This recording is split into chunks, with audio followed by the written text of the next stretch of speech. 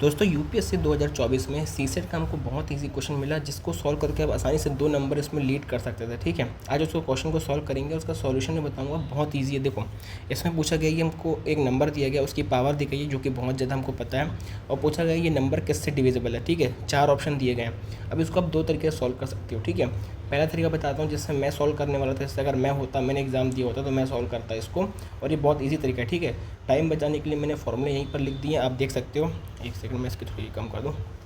देखो, हमें ये पता होना चाहिए कि कोई भी अगर हमारा ऑड नंबर है, अगर उसकी पावर इवन है तो उसका हमेशा आंसर ऑड नंबर आता है। ठीक है, वैसे ही अगर ऑड नंबर है, उसकी पावर ऑड है तो आंसर ऑड आता है। सिमिलरली अगर इवन नंबर है, उसकी पावर इवन है, या फिर इवन नंबर है, उसकी पावर ऑड है, इवन नंबर की कोई भी पावर हो उसका आंसर हमेशा इवन आता है। ठीक है, आपको ये बात ध्यान रखने की ज़रूरत है।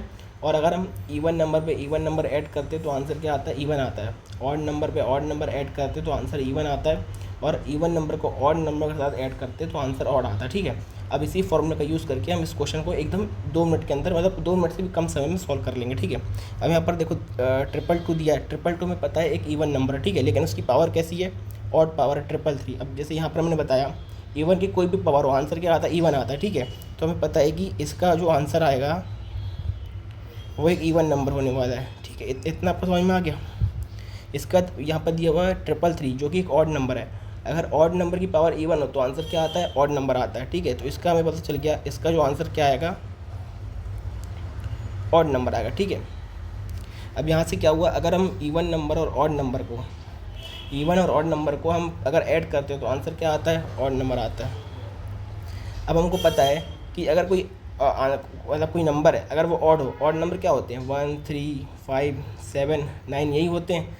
ये कभी 2 से डिविजिबल हो नहीं सकता। हमें पता है 2 से डिविजिबल होने के लिए जो यूनिट डिजिट है वो क्या आनी चाहिए? 0, 2, 4, 6, 8। हमें पता है 2 की डिविजिबिलिटी जो रूल है वो हमें पता है। ठीक है, तो अगर नंबर ऑड होगा तो वो कभी 2 से डिविजिबल हो ही नहीं सकता। ठीक है, तो हमारे पास ऐसा एक ही ऑप्शन बचता है जो कि ये है, जिसमें 2 नहीं दिया हो। बाकी सब में दिया गया ये 2 से डिविजिबल है, ये नहीं है। ये 2 से डिविजिबल है, ये है। ये भी नहीं है। ये 2 से डिविजिबल है, ये भी नहीं है। तो हमारे पास सिर्फ एक ही ऑप्शन बचता है जिससे हमारा ये आंसर हो जाता है। ठीक है, दूसरा मेथड ये है यूनिट डिजिट मेथड। हमें पता है एक साइक्लिसिटी का कॉन्सेप्ट होता है। ठीक है, अब ये कॉन्सेप्ट बहुत लंबे है, इसमें सिर्फ आपको सॉल्यूशन बता रहा हूँ।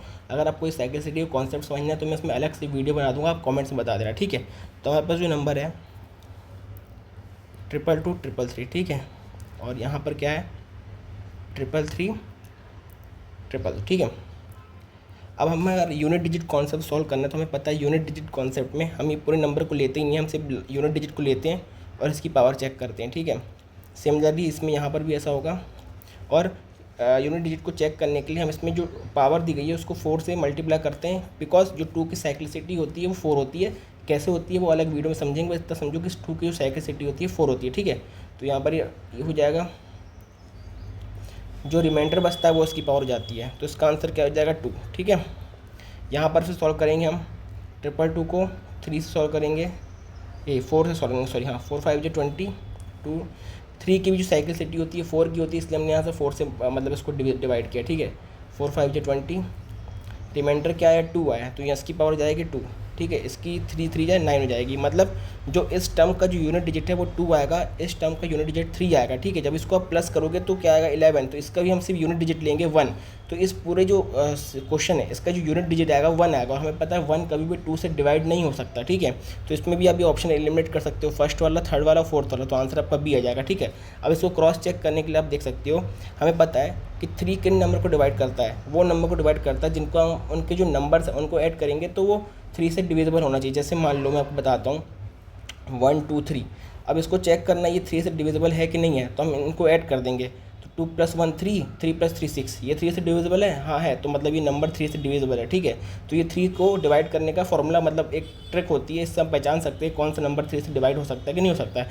एक और एग्जांपल लेते हैं 963। ठीक है, हमें पता है कि ये नंबर 3 से डिविजिबल है कि नहीं है, तो अब इन नंबर को ऐड कर दो। 6 + 3 9, 9 9 + 18, 18 3 से डिविजिबल है? हाँ है, तो मतलब ये नंबर भी डिविजिबल है। ठीक है, तो ऐसा हम चेक करते हैं। तो आप उसको क्रॉस चेक करने कैसे कर सकते हो?